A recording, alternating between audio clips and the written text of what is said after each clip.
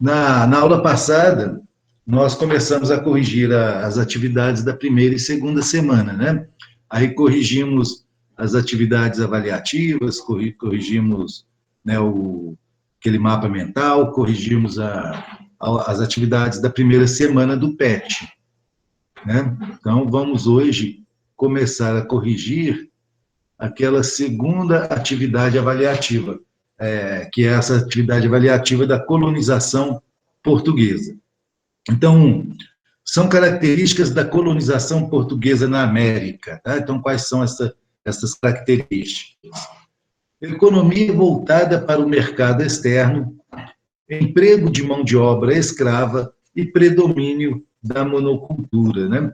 Então, a economia colonial ela era voltada para vender produtos lá para a Europa, tá? Para Portugal, para outros países europeus. Né? Portugal pegava aqui os produtos e revendia lá na Europa.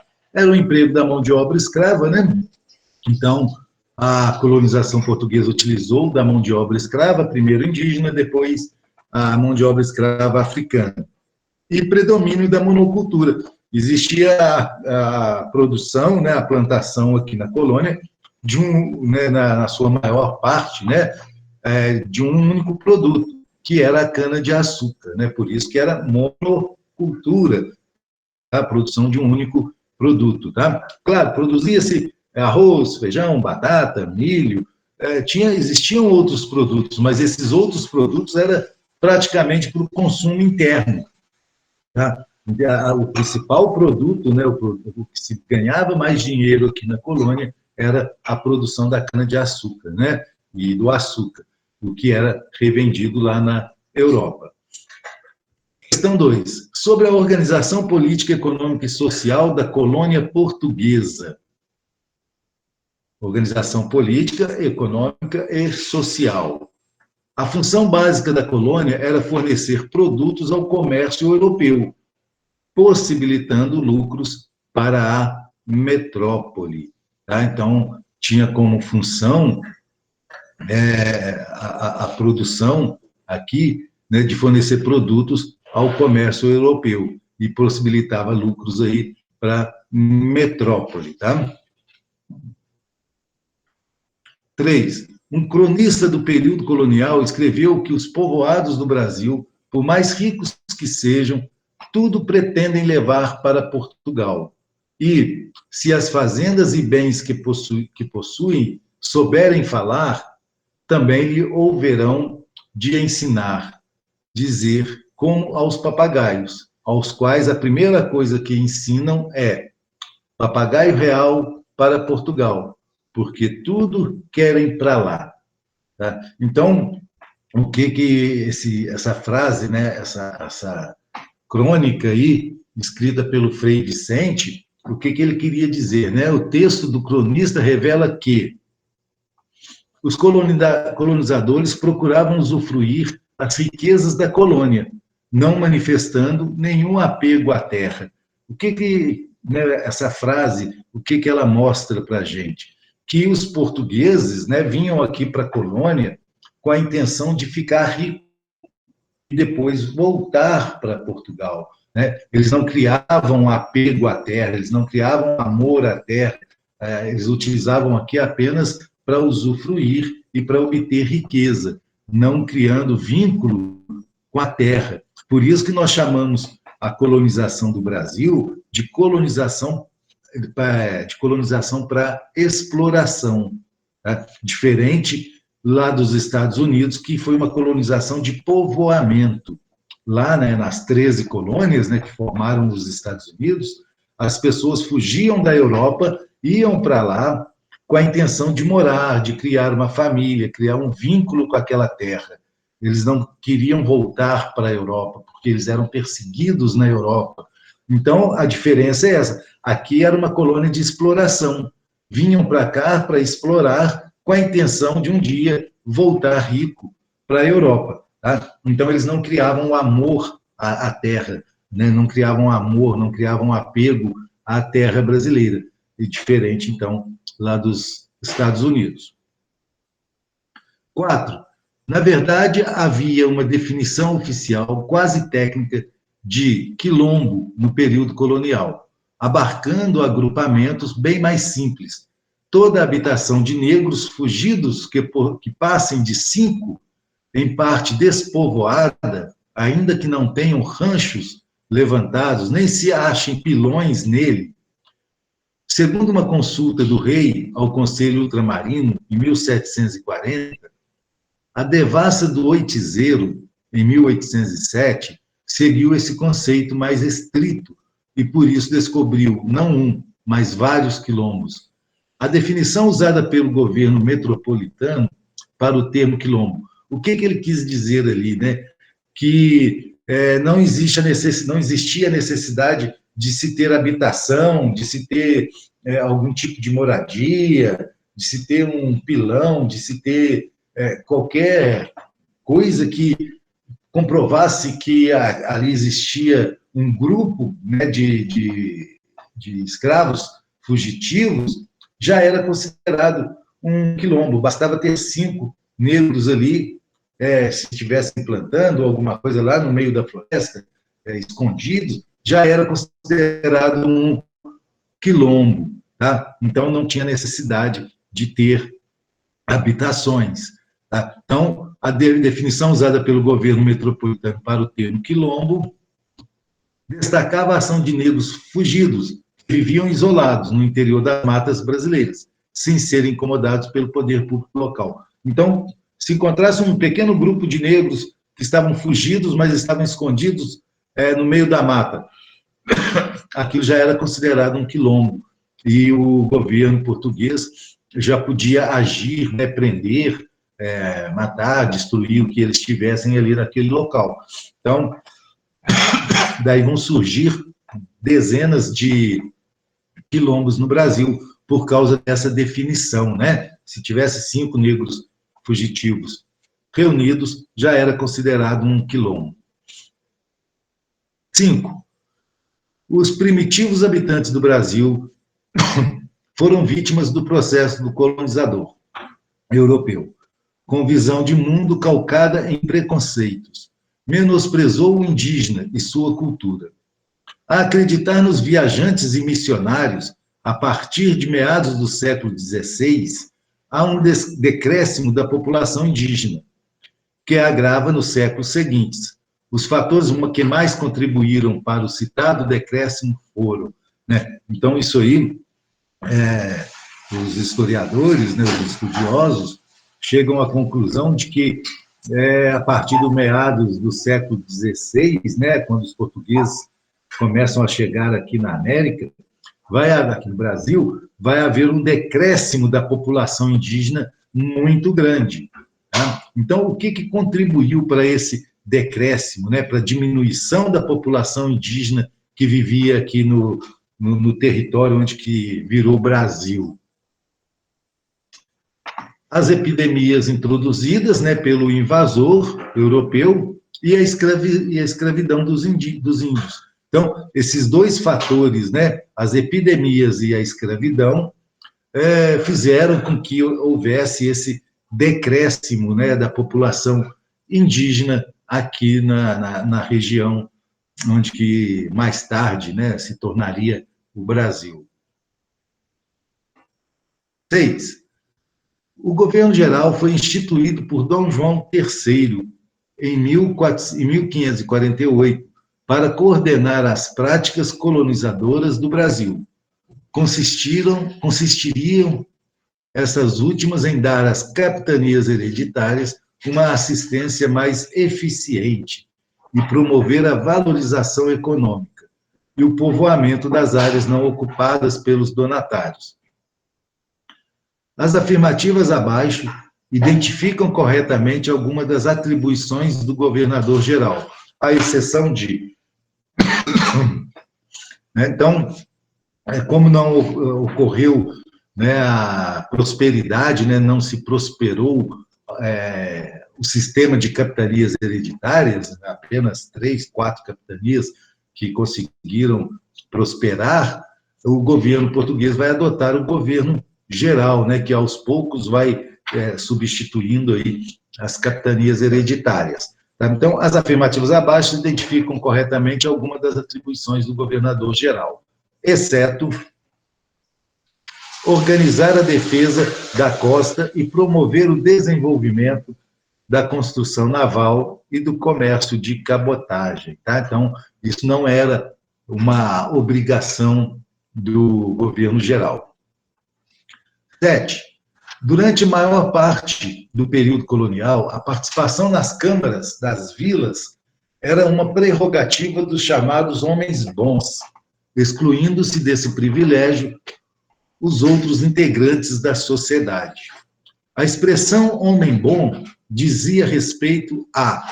Né? Então, só podia ser vereador, né? Só podia participar das câmaras, né? Das vilas, né? As câmaras de vereadores nas vilas, os chamados homens bons. Tá? E quem eram esses homens bons?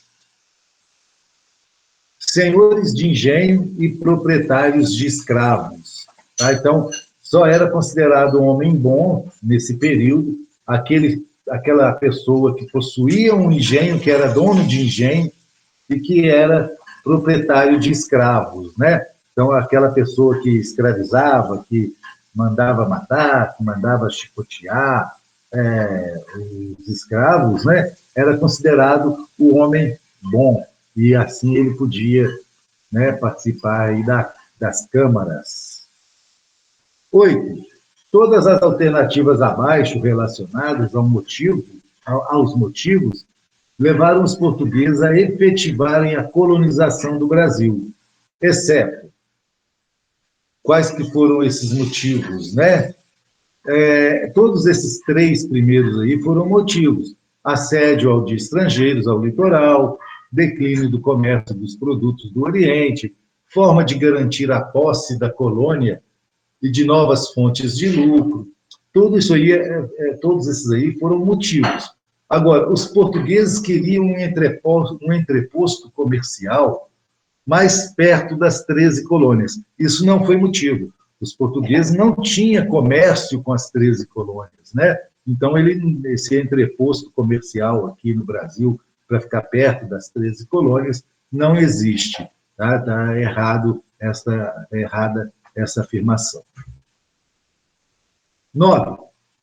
Quando começou a se estruturar a colonização, o rei de Portugal, João III, aprovou a fundação no Brasil do sistema de capitanias hereditárias. São características dessas capitanias hereditárias, exceto, né, qual que não é característica.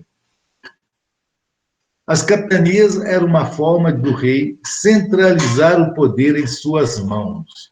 Tá? O que isso quer dizer? Por que ela está errada? As capitanias hereditárias, elas descentralizaram o poder. Tá? Ao invés de centralizar o poder na mão do rei, ela descentralizou. Por quê? Cada donatário, né, cada dono de capitania hereditária, podia criar a sua lei, podia administrar da forma com que ele achasse melhor. E isso, então, tirava o poder do rei, né, o poder centralizado.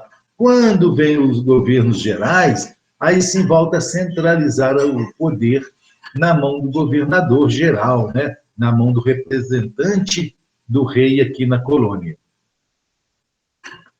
10. A produção da cana-de-açúcar no Brasil colonial. 1. Tinha como base mão de obra escrava. Era destinada, sobretudo, ao mercado interno e realizada em latifúndios. Está errado, a 1 aí está errada. Por quê? Ela era destinada ao mercado externo e não ao mercado interno. A 2. Propiciou uma colonização urbana marcada pela mobilidade social e dominada pelos senhores de engenho. Errado, por quê? Não houve uma colonização urbana. Durante o período dos engenhos de açúcar, né, durante o período colonial, do ciclo do açúcar, a colonização ela era mais rural, né? As pessoas viviam mais na zona rural e menos nas cidades, né? Então, as vilas eram pequenas, as cidades eram pequenas, porque a maior parte da população vivia na zona rural. E também não havia mobilidade social, né? As pessoas não conseguiam se enriquecer com o trabalho. As pessoas, na maior parte, nasciam ricas e acabavam morrendo ricas, ou nasciam pobres e morriam pobres. Tá? O escravo nascia escravo e morria escravo. Tá? Então, não existia mobilidade social. 3. Foi marcada por uma sociedade patriarcal, escravocrata e permeada de religiosidades. Sim, essa está correta. Né? Existia a sociedade patriarcal, onde o homem exercia uma função superior, tá, à mulher, e a mulher era submissa aí às vontades dos homens. Era escravocrata, né? Era uma sociedade escravocrata, né? Existia a presença de escravos, e permeada de religiosidade. Tá? A religião, ela possuía uma grande influência na sociedade canavieira. Então, essa frase aí, essa afirmativa 3, ela está correta. A afirmativa 4, tinha como unidade básica o engenho, no qual se situavam, entre outros elementos, a casa grande, a senzala, o moinho, uma capela e a produção de gêneros de primeira necessidade. Está correto, né? Então, a produção de cana-de-açúcar, ela era feita aí, né, nesse contexto, né, de engenho, casa grande, senzala, moinho, capela, né, devido à religiosidade. Então, nós temos aí as afirmativas 3 e 4 como corretas. Então, afirmativas 3 e 4 estão corretas. Agora, as atividades, né, do PET. São 3 atividades aí, se eu não estiver enganado. Assinale a opção que caracteriza a economia colonial, estruturada como desdobramento da expansão mercantil europeia da época moderna. A lavoura de produtos tropicais, né, aqui da América, né, do Brasil colônia, e as atividades extrativas foram organizadas para atender aos interesses da política mercantilista europeia. Sim, né, a forma de colonização, ela era organizada para atender a esses interesses europeus, né, para atender o interesse do mercantilismo europeu, de enriquecimento das nações europeias. Então, a afirmativa correta é essa terceira aí. A questão 2. Temos algumas frases aí. Trabalhavam tanto no campo quanto na cidade, em atividades econômicas variadas. Está falando aí sobre os escravos. Sofriam castigos físicos em praça pública, determinados por seus senhores. Resistiam de diversas formas, seja praticando suicídios, seja organizando rebeliões. Tinham a mesma cultura e religião, já que eram todos provenientes de Angola. Essa 4 está errada, né? A 1, 2 e 3 estão corretas. Eles eram provenientes de várias regiões da África, né? E não tinham a mesma cultura, não tinham a mesma religião. Estavam proibidos pela legislação de efetuar pagamento por sua alforria. Também está incorreta aí. Então, das afirmações acima, são verdadeiras apenas 1, 2 e 3. Observe a imagem a seguir. Ela ilustra um engenho de açúcar, típica unidade de produção do Nordeste colonial. Com base na imagem e na realidade histórica, por ela ilustrada, assinale a alternativa correta. A mão de obra utilizada nos engenhos, escrava ou livre, muitas vezes era formada por trabalhadores especializados. Tá? Existiam, sim, né, a maior parte da mão de obra que trabalhava no engenho, ela era escravizada. Mas existiam trabalhadores livres que exerciam algumas funções, né?